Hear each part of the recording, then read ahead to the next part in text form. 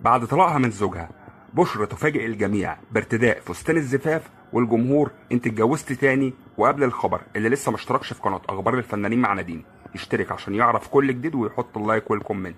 بعد اعلان الفنانه بشرى انفصالها عن زوجها رجل الاعمال سالم هيكل، واللي كتبت على حسابها الرسمي في الانستجرام وقالت: نحن ما زلنا اصدقاء، وهو امر لا يخص احد سوى اسرتي واسرته.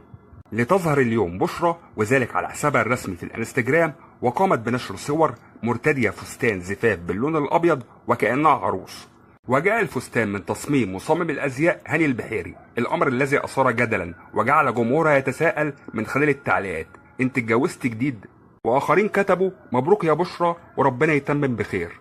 ليتبين بعد ذلك ان اطلالة بشرى هي من كواليس مسلسلها الجديد والذي تقوم ببطولته ويحمل اسم طبيبة شرعية. وبسؤال الفنانة بشرى في إحدى التصريحات الصحفية عن سبب نشاطها الفني في الفترة الأخيرة، وإن كان انفصالها عن زوجها السابق كان له دور في وجودها على الساحة الفنية بكثافة، فردت قائلة: وقتها كان متقسم بين زوجها وأولادها وعملها، لكن بعد الانفصال أعادت ترتيب وقتها ما بين أولادها وعملها فقط، وبالتالي زادت مساحة العمل. خلص خبرنا، ياريت تكتبوا رأيكم في التعليقات.